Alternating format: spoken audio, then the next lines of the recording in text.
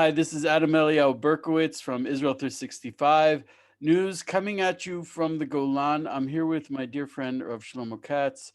I wanted very much to speak to him because last week there was a horrible tragedy in Israel. It was the worst tragedy, peacetime tragedy in Israeli history.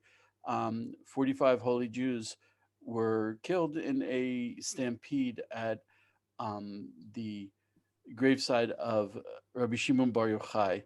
To give a quick review, we count the 49 days of the Omer, and the 33rd day of the Omer, that's between Passover and Shavuot, on the 33rd day, and that's a somber period, those 49 days, the 7 weeks.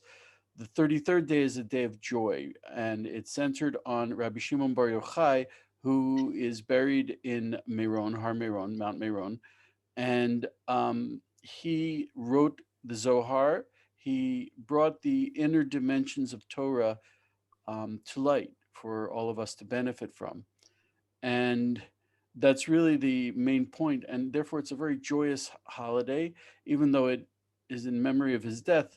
And so 45 people died in this tragedy. And sometimes, to be honest, I don't know how to react to very powerful events.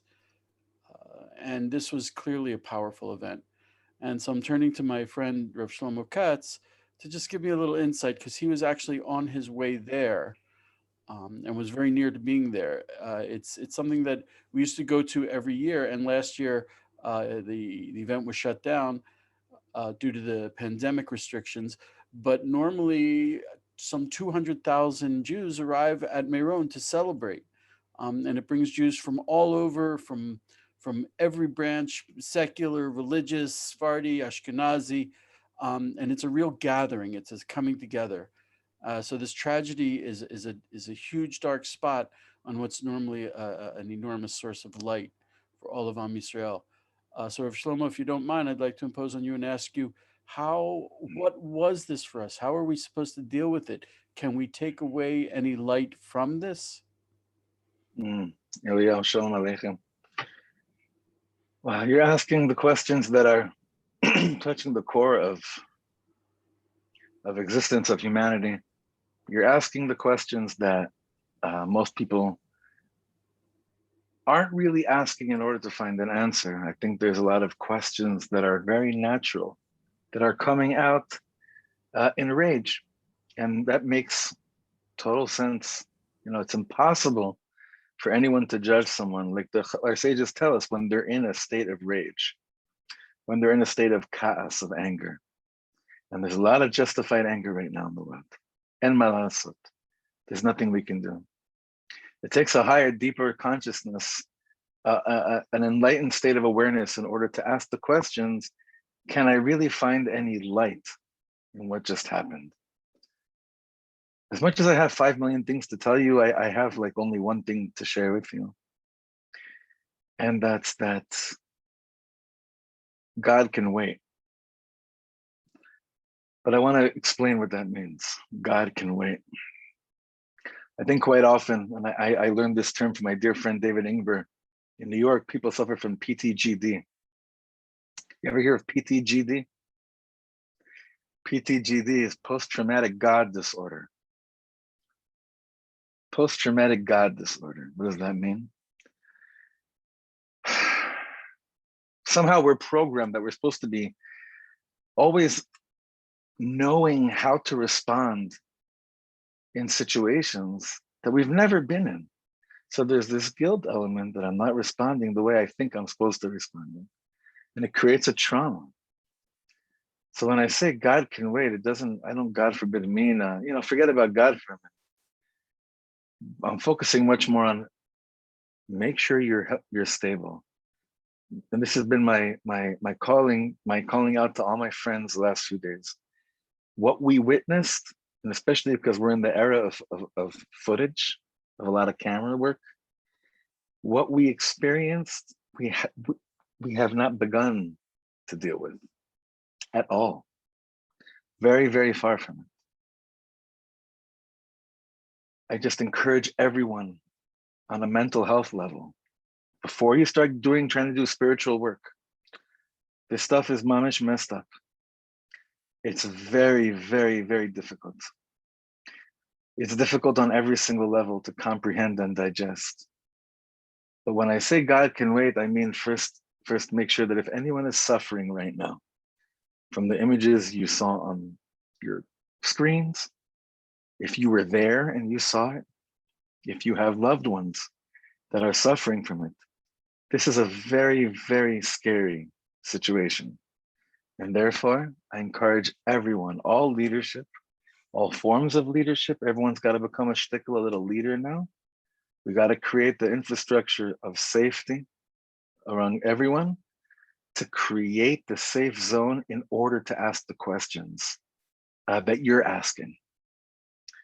And that's the first thing I want to say. That's like before anything almost.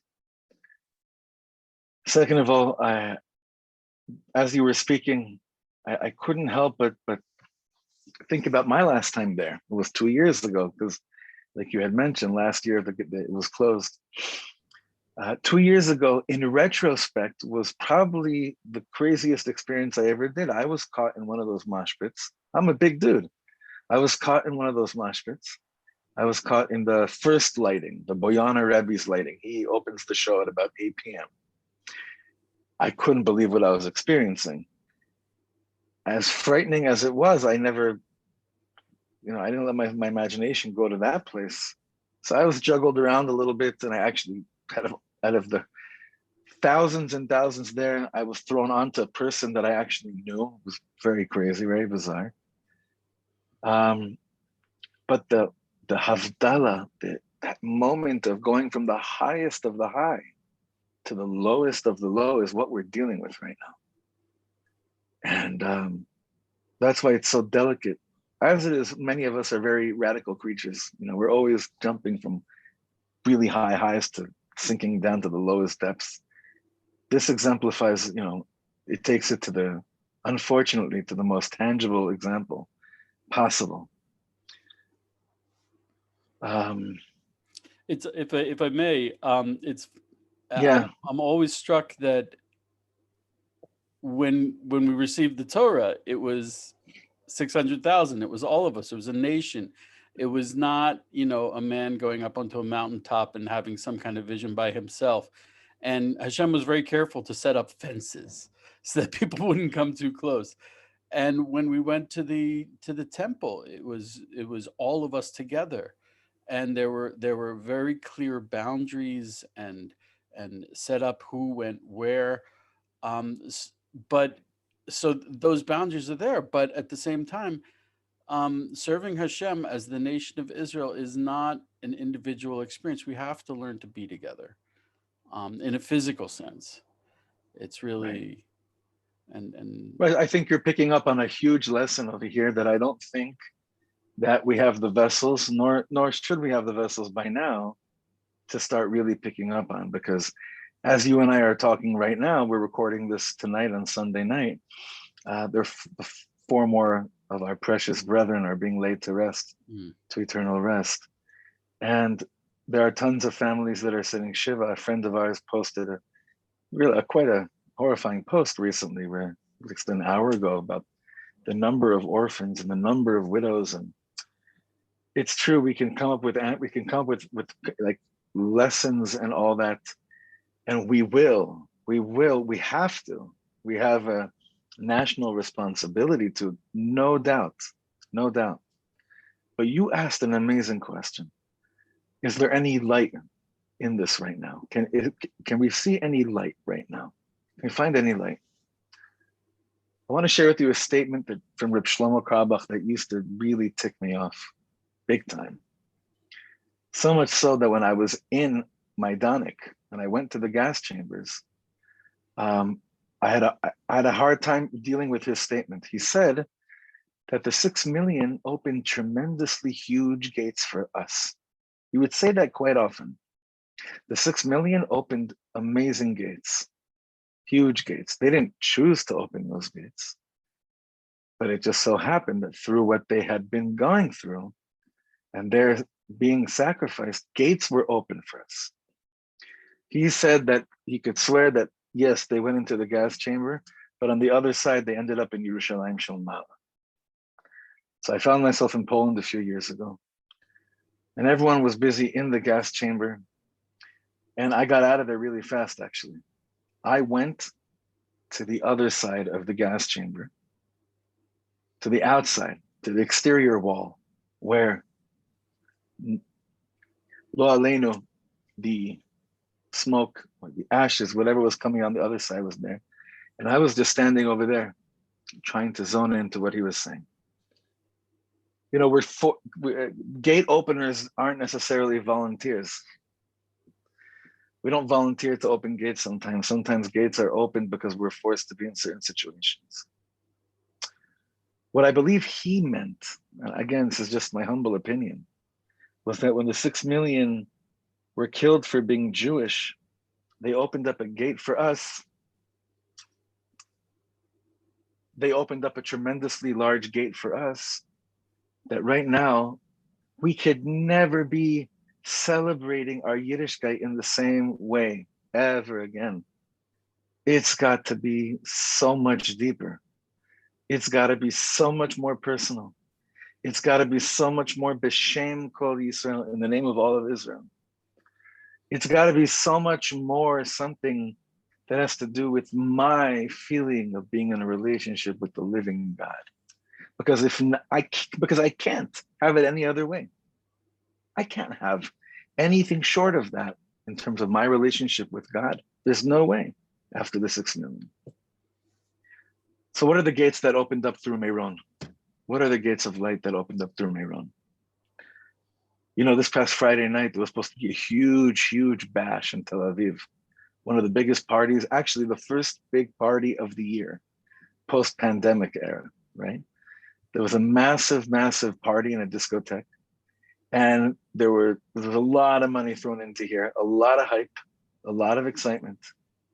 And I could not believe that they canceled these big parties throughout Tel Aviv in solidarity with the pain that 45 families of Hasidic and ultra-Orthodox Jews were going through. The lines of people in Tel Aviv that waited to donate blood for the injured on Friday.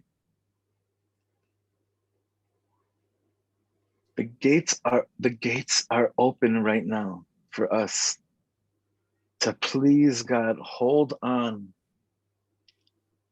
to what really matters. I'm not, God forbid, saying that this needed to happen in order for this feeling to happen. I'm just looking in retrospect because it's clear, Adam Eliyahu, I'm sure you agree with me. This is all one big spiritual war. This is a spiritual war. It's a war, but it's a spiritual war against the kochot. And I don't know, I'm 59 years old, and the war has just gotten clearer and clearer that it's a war with the battle lines getting clearer and clearer. And it's really a very simple, Mila Hashem Alai, whoever's for Hashem, come over here. That's it. That's it.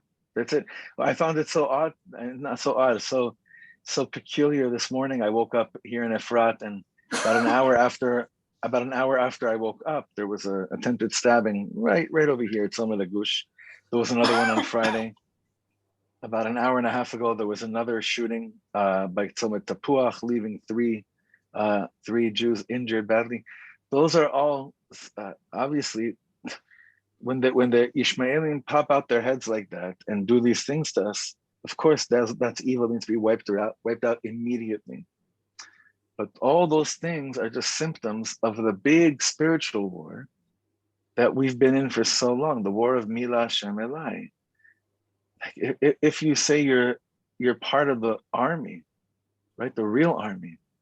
So I shared with my chaver and my shul this Shabbos that to be a warrior in today's war means to take very clear directive from the command, from the chief of staff. But the chief of staff, as opposed to a normal battlefield, he wants to see the heroes that know, that are convicted, that have full self-confidence, that they know exactly what to do on the battlefield. In a spiritual war, it's the other way around. What the commander in chief is waiting for is to find those humble, holy warriors that are basically ready to say, I know nothing.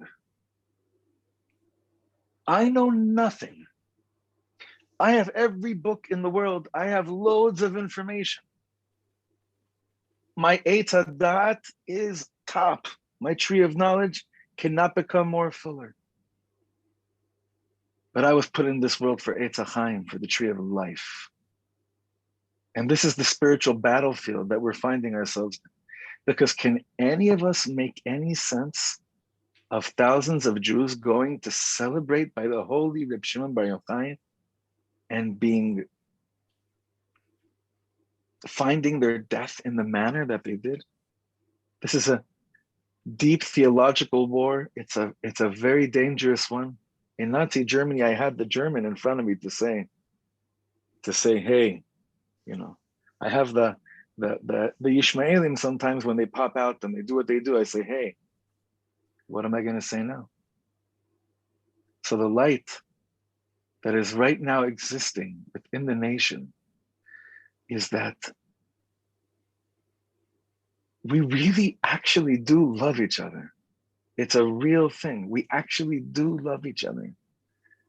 It's the outer circles that come and interfere with us. But if I could remember that I actually do love you, especially when I don't feel like loving you, I win. I win.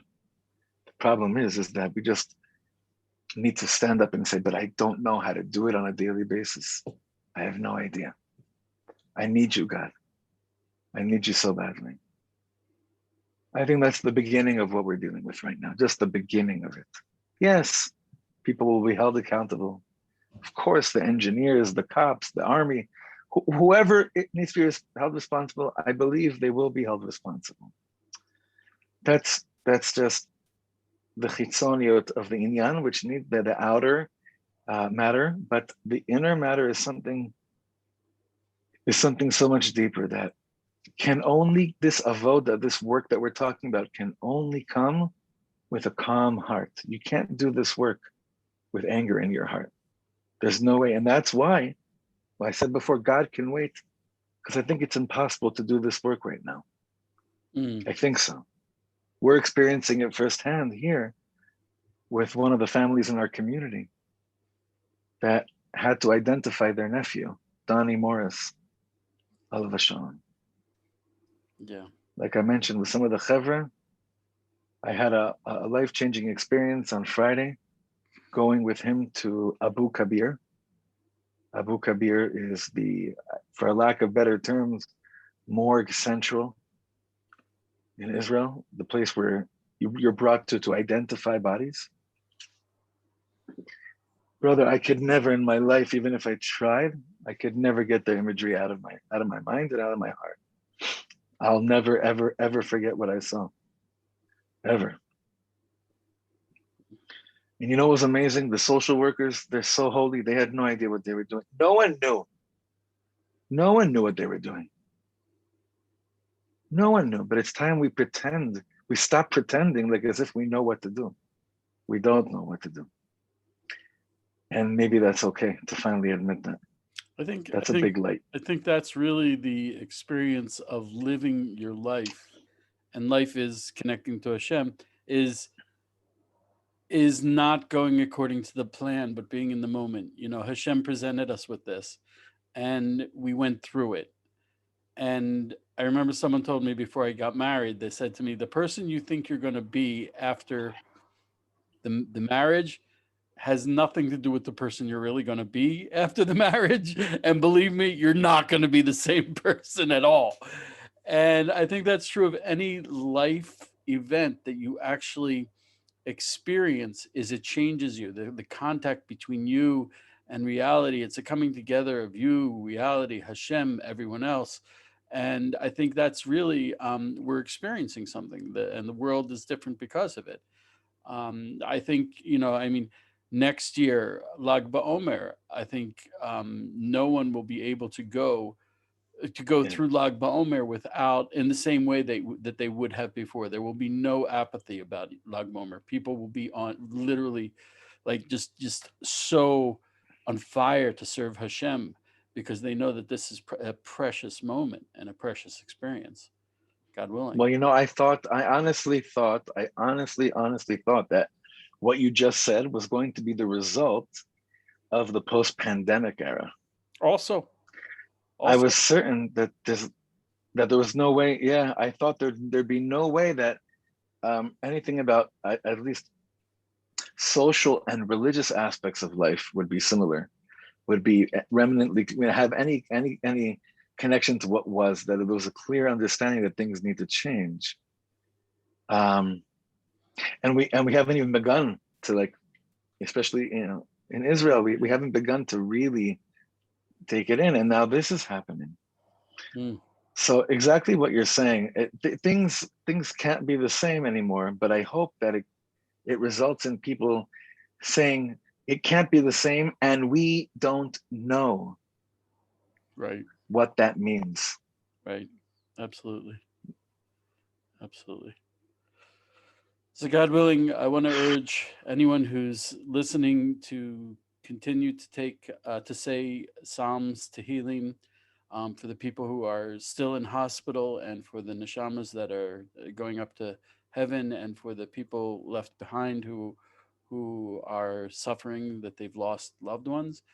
There's a lot of healing that has to be done, and healing is best when it's done all of us together.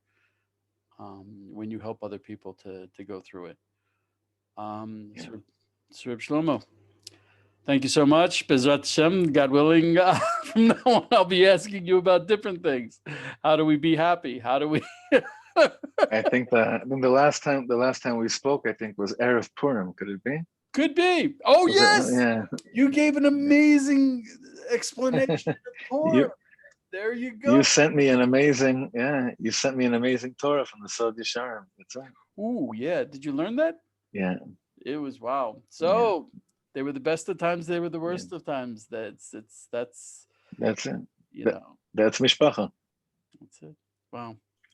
That's Okay. mishpacha. Thank you so much, Rav Shlomo. I very much appreciate All visiting. right, brother. Next time it'll be something joyous. We'll be Amen, my learning brother. about weddings. Be blessed, Amen. brother. Thank you so much. Amen.